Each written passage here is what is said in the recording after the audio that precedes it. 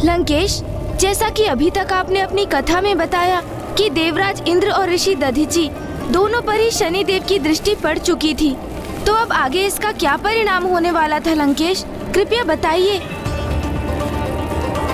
शनिदेव की दृष्टि ऋषि दधीचि पर तो पड़ चुकी थी गौरी नंदन, किंतु अब भी वे अपने धर्म पथ पर अड़िग होकर महादेव के पुत्र रूप में जन्म लेने की प्रतीक्षा में अधीर हुए जा रहे थे। अन्य सभी विचारों से मुक्त होकर हमें मात्र और मात्र हमारे भावी पुत्र के विचारों में ही लीन रहना चाहिए, क्योंकि पुत्र रूप में स्वयं महादेव का आगमन जो होने वाला है यहाँ, जिनके शुभ दर्शन से समस्त जगत खिल उठता है, वो शीघ्र ही हमारे अंक में खिलखिलाएंगे। जिनके समक्ष जगतवासी भोग लगाकर भोजन समर्पित करते हैं, वो स्वयं मेरे हाथों से भोजन ग्रहण करेंगे। जिनकी उंगलियों के संकेत पर सारा संसार, सारा ब्रह्मांड गतिशील होता है, वो मेरी और आपकी उंगली पकड़कर चलेंगे। शिव महादेव के आंगन पर समस्त देवता और सप्तऋषि भी पूर्ण निष्ठा और भक्ति भाव से नतमस्तक होने आते हैं। वो स्वयं हमारे घर में हमारे साथ क्रीड़ा करेंगे। कहीं ऐसा ना हो स्वामी कि समस्त देवी देवता उनके दर्शन के लिए हमारे ही आंगन में एकत्र होने लगे। ऋषिवर दधीचि,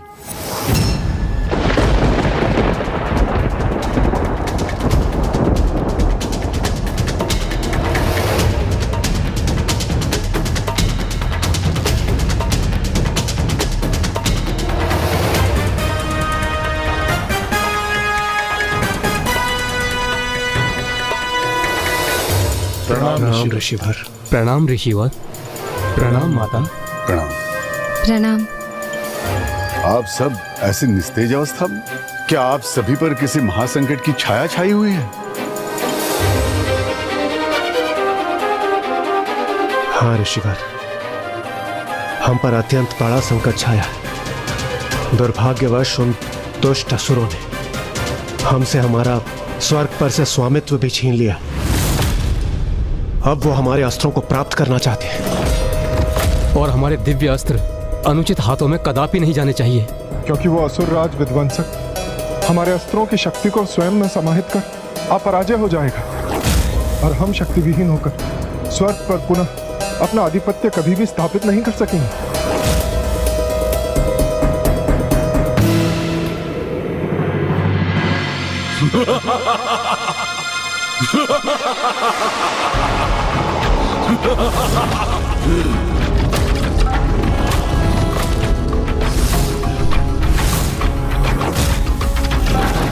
देवताओं, विध्वंसक के प्रकोप से कदापि सुरक्षित नहीं रह सकोगे तुम।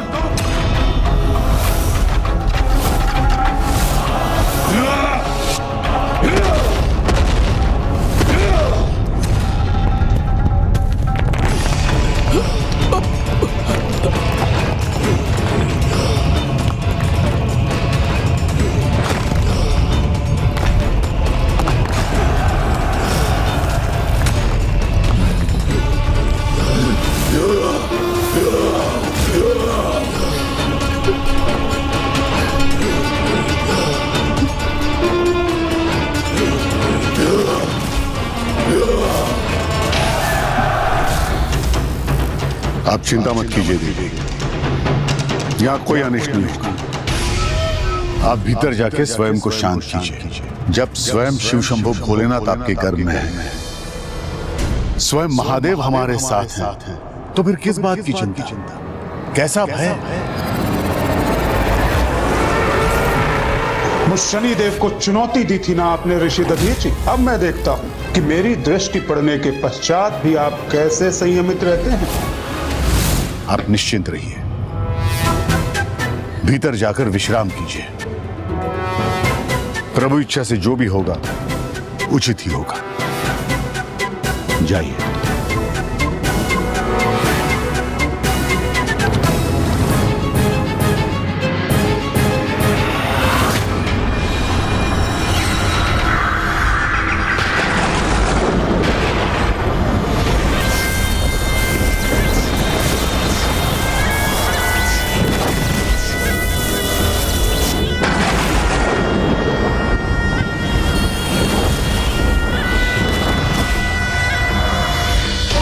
ऋषिवर को यह ज्ञात हो गया है कि उन पर शनि दशा का आरंभ हो चुका है। विपदा उनके सम्मुख मुख खोले खड़ी है, फिर भी उनका अदम्य आत्मविश्वास, अपार धीरज निसंदेह अत्यंत सराहनीय है। अब देखना यह है ऋषिवर कि आप मेरी चुनौती का सामना करते समय अपने इस आत्मविश्वास को और धीरज को स्थिर रख पाते हैं अथवा नहीं।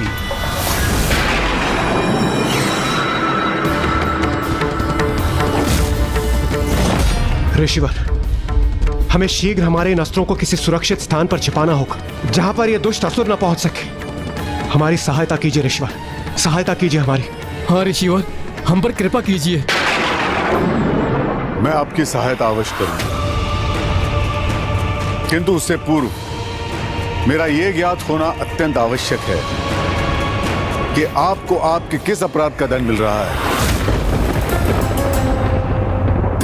जिसके कारण आप जैसे महान देवता एक साधारण असुर से अपनी रक्षा के लिए यहां आने को विवश हो गए। बस गुरुदेव, यदि आप देव गुरु हैं तो मैं भी देवराज हूं, और इस प्रकार के शब्द आपके मुख से शोभा नहीं देते, किंतु आप इस प्रकार अकारण मेरी अवहेलना नहीं कर सकते। जहां सम्मान न प्राप्त हो वहां एक क्षण भी रुकना मृत्यु से भी अधिक कष्टकारी होता है। इसीलिए मैं संपूर्ण सभा के समक्ष देव गुरु पद का परित्याग करता हूं।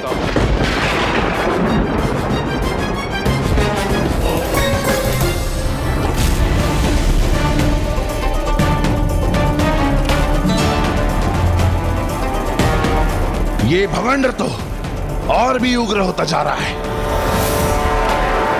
ये मरुस्थल का धूल भरा बवंडर ही मुझे आपसे पिताश्री के आत्मलिंग को प्राप्त करने में सहायक बनेगा लंकेश। इसलिए तो मैंने इसे उत्पन्न किया है, किंतु बस अब इसे दिशा देना ही शेष है। लंकेश जी, मरुस्थल में बवंडर तो आते जाते रहते हैं, किंतु आप मुझे बताइए ना आगे क्या हुआ? ऋषि दधीची ने फिर देवताओं की सहायता की अथवा नहीं?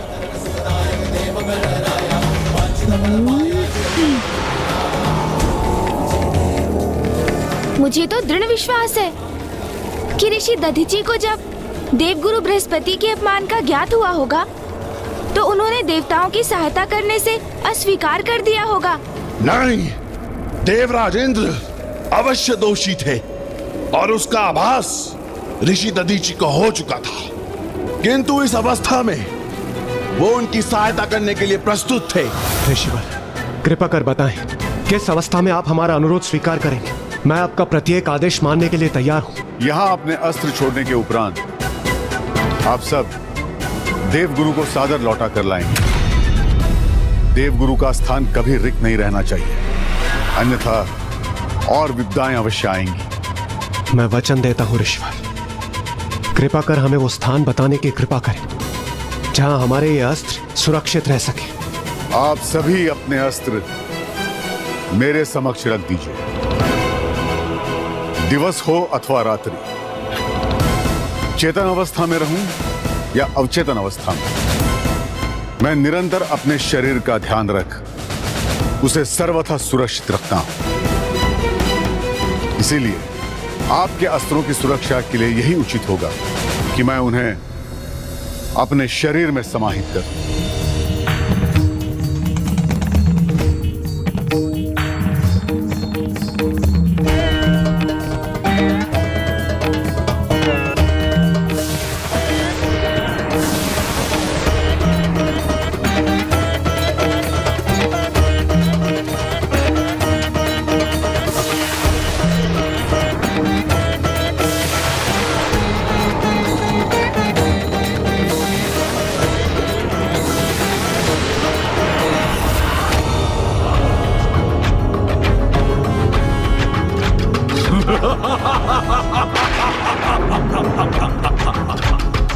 प्रतीत होता है देवता अपनी पराजय स्वीकार कर रहे हैं।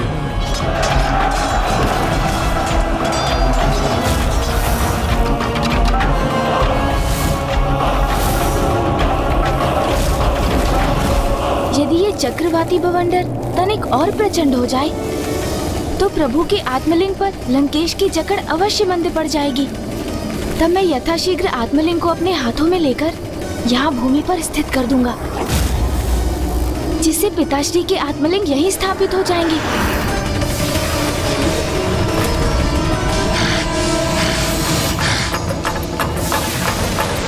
इस भवंडर के तीव्र वायु प्रवाह से कदापि विचलित नहीं होऊंगा मैं, और ना ही महादेव के आत्मलिंग पर इसका तनिक भी प्रभाव होने दूंगा।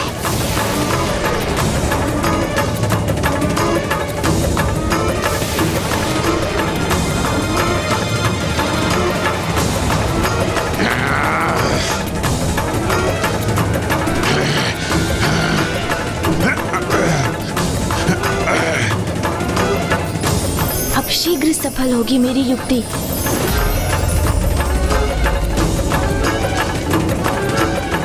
हे वायुदेव, इस बवंडर की उग्रता और तीव्रता बढ़ाने में मेरी सहायता कीजिए।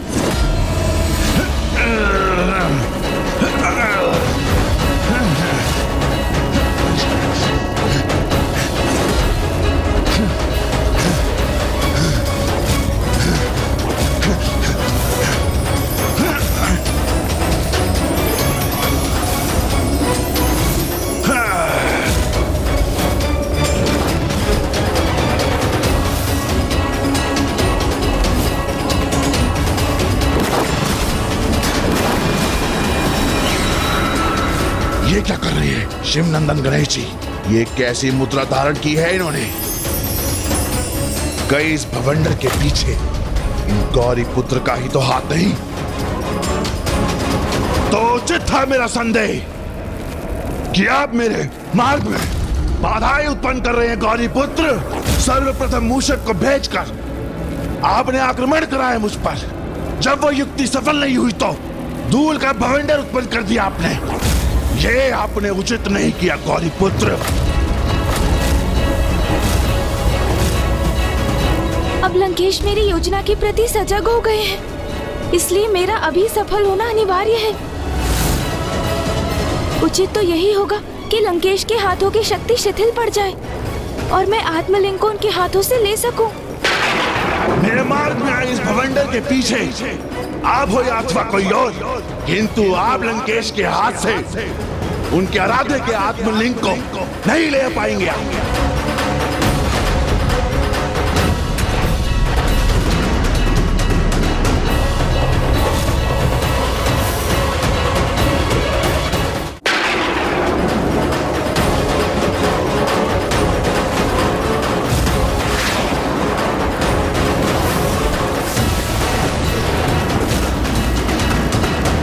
मुझे तो प्रतीत होता है लंकेश अब अधिक समय तक इस बवंडर के समक्ष स्थिर नहीं रह सकेंगे।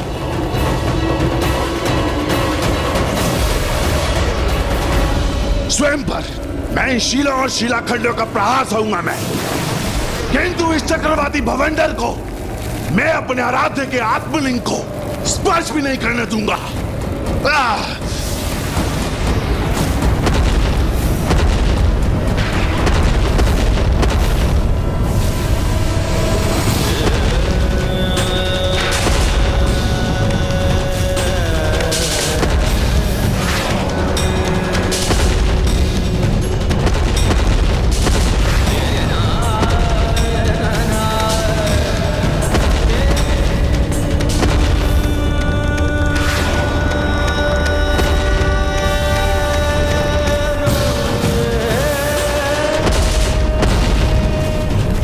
के लिए हुई पीड़ा भी उनके वरदान के समान प्रतीत हो रही है मुझे।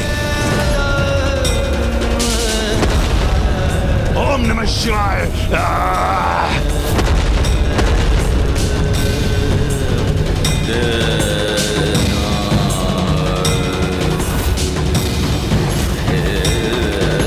ओम नमः शिवाय।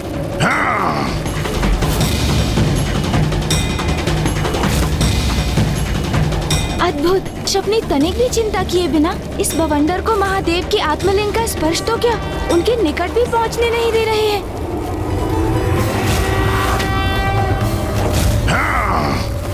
ओम नमः शिवाय। ऐसे महान शिव भक्त यदि उचित आशय और निस्वार्थ भाव से भक्ति करते तो इन्हें आत्मलिंग को अपने साथ ले जाने से रोकने की कोई आवश्यकता ही नहीं होती, क्योंकि मुझे पूर्ण विश्वास है कि इनकी निष्ठा और श्रद्धा के भाव को देखकर पिताश्री भी अवश्य अत्यंत प्रभावित हो रहे होंगे। एक महाशिव भक्त को इतने कष्ट में देखना अत्यंत कठिन है मेरे लिए।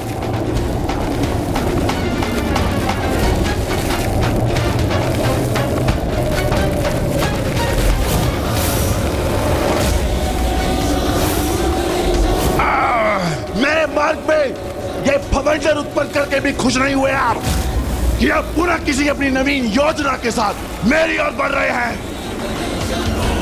हे वायुदेव, इस भवंडर को शांत कर एक बार पुनः मेरी सहायता कीजिए आप। अब ये क्या करने जा रहे हैं?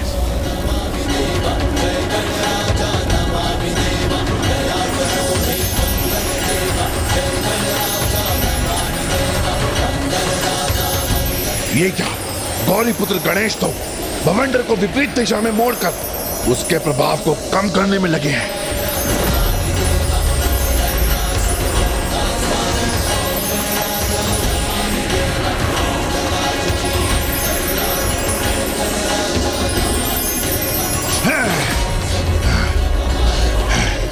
तो क्या गणेश जी ने ये भवंडर उत्पन्न ही नहीं किया, रोका है उसे?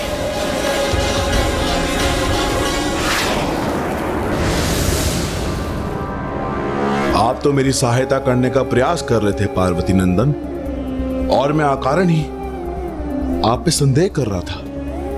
मेरे दोषपूर्ण व्यवहार के लिए मुझे क्षमा कर दीजिए पार्वती नंदन। यहां एक और आप जो प्रत्यक्ष मेरी सहायता करने के लिए आप उपस्थित रहे, किंतु दूसरी ओर कोई और भी अवश्य है जो अदृश्य रहकर मेरे मार्ग में बाधाएं उत्पन्न करने का प्रयास कर रहा है। क्यों गणेश जी, मेरा संदेह उचित है ना? कदाचित नहीं लंकेश। मरुभूमि में तो इस प्रकार के बवंडर आना स्वाभाविक ही है, किंतु आप उसकी चिंता क्यों करते हैं लंकेश जी? अभी आपने जिस प्रकार महादेव के आत्मलिंग की इतनी भक्ति और निष्ठा से सुरक्षा की, ये देखकर तो स्वयं महादेव भी अवश्य अति आनंदित होंगे। और एक भक्त के लिए प्रभु की प्रसन्नता से अधिक महत्वपूर्ण भला और क्या हो सकता है?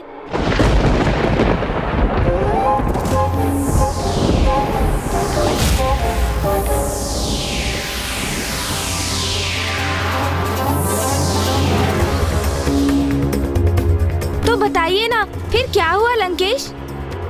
देवता जब ऋषि बृहस्पति को मनाने वहां से प्रस्थान कर गए, तो ऋषि दधीचि ने उनके अस्त्रों को किस प्रकार अपने शरीर में समाहित कर उन्हें विध्वंसक से सुरक्षित किया? ये तो आपकी ही लीला है गौरीपुत्र।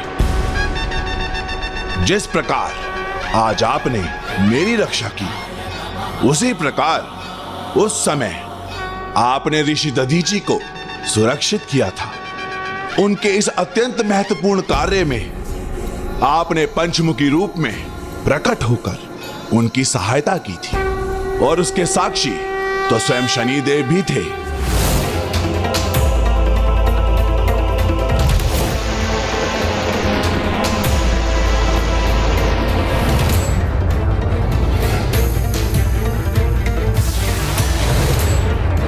मुझसे भयभीत होकर अपने अस्त्रों का परित्याग कर सारे देवता पलायन कर गए, और यही तो मैं चाहता था कि एक बार उनके अस्त्रों का स्वामित्व प्राप्त हो जाए मुझे, तो मैं उन्हीं की शक्ति का प्रयोग कर उन देवताओं को अपने समक्ष झुकने पर विवश कर दूंगा।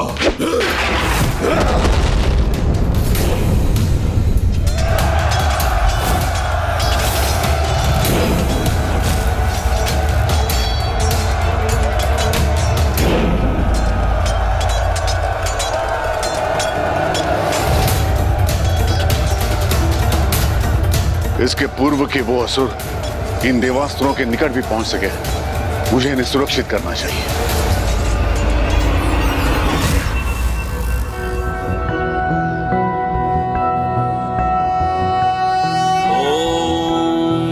वक्रतुंड महाकाय सूर्यकोटि समप्रभ निर्विघ्नं कुरु मे देव सर्वकार्येषु सर्वदा।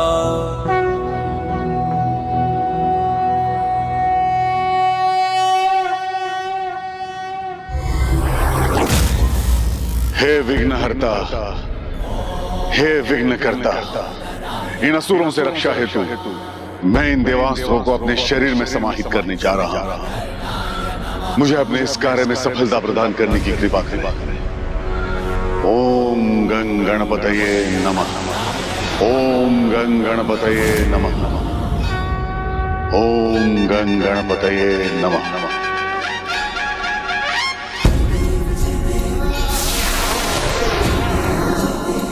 हे देवताओं के दिव्य एवं शक्तिशाली अस्त्रों, मेरे शरीर के भीतर प्रवेश कर मेरी अस्थियों में समाकर मुझे कृतार्थ करने की कृपा कीजिए।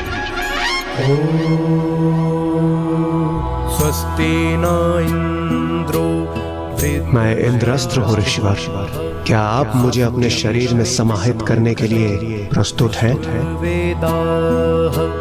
स्वस्ति नस्ताक्षरो स्वस्ति नो बृहस्पति दधातु।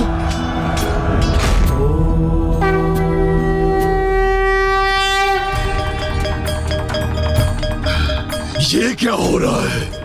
ये अस्त्र ऋषि के शरीर के भीतर कैसे जा रहा है?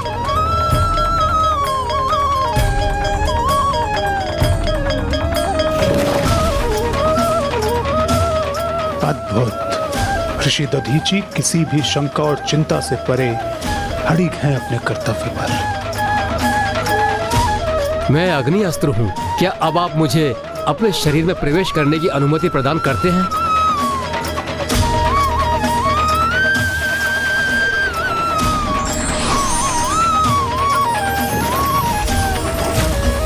ये ऋषि तो एक एक कर इन देवताओं के दिव्य अस्त्र को अपने अंदर समाहित कर रहा है, किंतु ये अस्त्र तो मेरे लिए आवश्यक है। ये मैं कदापि नहीं होने दूंगा।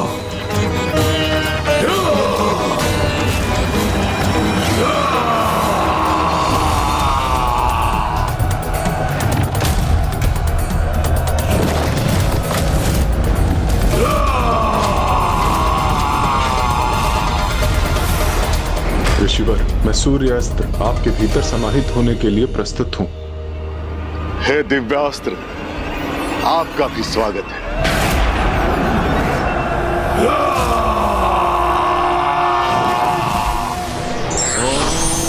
ओम आदित्याय विद्महे सहस्रकिरण्य धीमहि तन्नो सूर्य प्रचोदयात्। ऋषिवर, अभी तक तो आपने देवताओं के अनेक अस्त्रों को अपने भीतर समाहित किया है, किंतु अब जो शेष अस्त्र हैं, इन पे मेरा ही अधिकार होगा। ऋषिवर, क्या आप मुझे अर्थात वायु अस्त्र को स्वीकार करने के लिए तैयार हैं?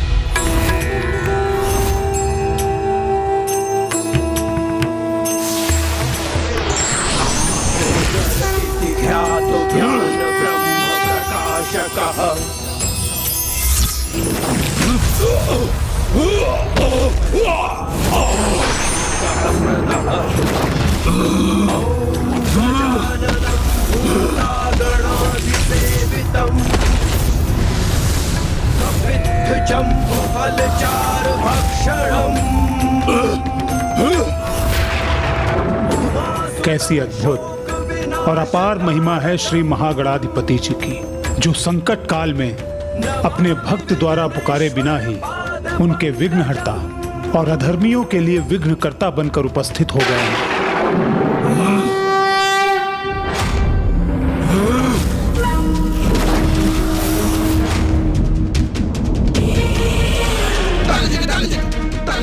सैनिकों, आगे बढ़ो, आक्रमण करो। आज मुझे देवताओं के दिव्य अस्त्र को प्राप्त करने से कोई नहीं रोक सकता। भले ही उसके लिए मुझे गजमुख को परास्त कर इन ऋषि के बख्शिस्थल को क्यों ना भेजना पड़े। मैं वरुण देव का वरुण अस्त्र हूँ।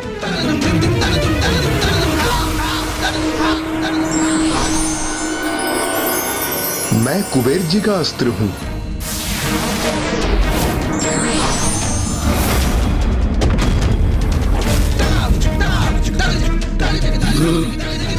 मेरे अस्त्रों के प्रहार के समक्ष कोई नहीं टिक सकेगा।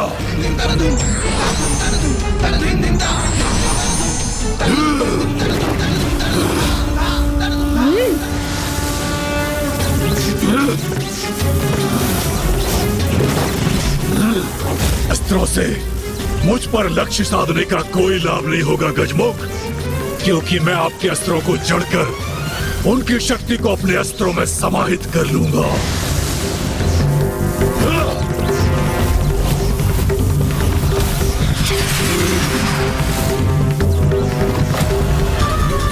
ओह, तो इस दुष्ट ने मेरे अस्त्रों को जड़ कर दिया है और मेरे अस्त्रों की शक्ति को बाहर खींचकर अपने अस्त्रों में संचित कर रहा है। गजमुख, अब तुम्हारे ही अस्त्र की शक्ति से तुम्हें आहत करूंगा मैं।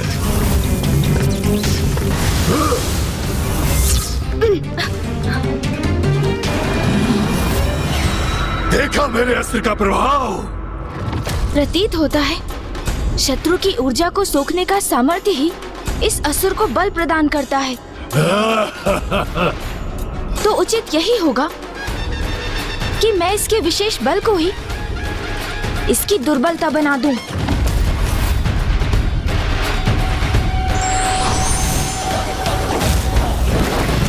अब मेरी गदा के भार और मेरी अंकुश की ज्वाला को प्राप्त करने का परिणाम भुगतना ही होगा इस दुष्ट को।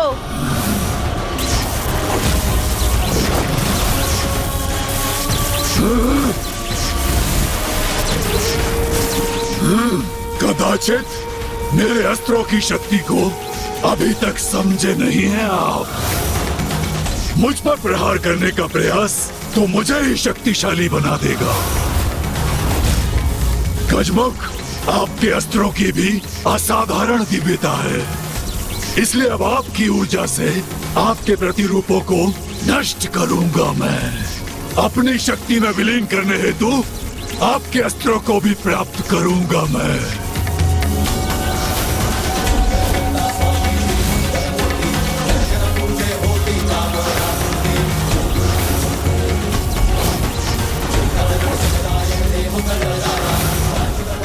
अपने अस्त्रों को धारण करना सहन नहीं हो रहा मुझे। ये तो भीषण ताप उत्पन्न कर रहा है। मेरा अस्त्र इस गजमुख के अस्त्र के समक्ष तो एक क्षण भी नहीं ठहर सकता।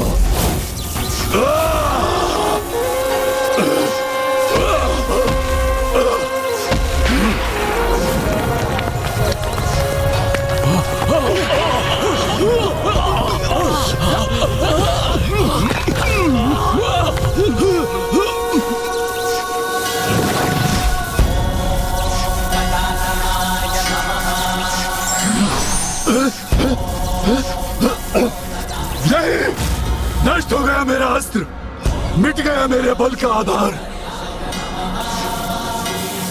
मुझे अस्त्रहीन पाकर ये गजमुख मुझे बंदी बनाना चाहता है। मुझे शीघ्र यहाँ से पलायन कर अपनी रक्षा करनी होगी। यहाँ से पलायन नहीं कर पाओगे दुष्ट।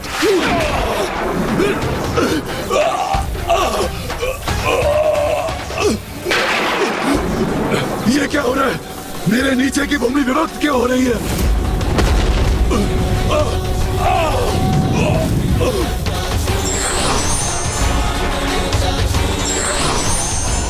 आप यहाँ रुके, हम भी शेष नहीं रहेंगे। भागो यहाँ से, रक्षा करो, भागो, भागो।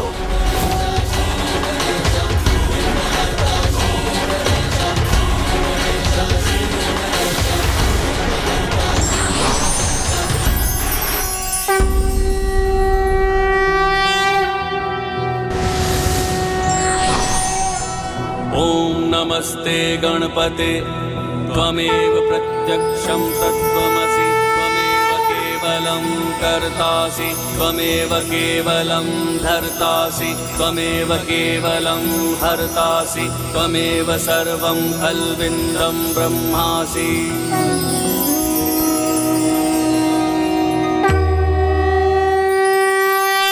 असुर विध्वंसक का अध्याय तो समाप्त हो गया लंकेश, किंतु फिर शनिदेव ने क्या किया? उनकी दृष्टि तो देवराज इंद्र और ऋषि दधीचि पर पूर्व में ही पड़ चुकी थी ना? जब शनिदेव की दृष्टि पड़ती है तो उसके परिणाम भी बहुत घातक होते हैं, और अब ऐसा ही कुछ होने वाला था देवराज इंद्र और ऋषि दधीचि के साथ भी।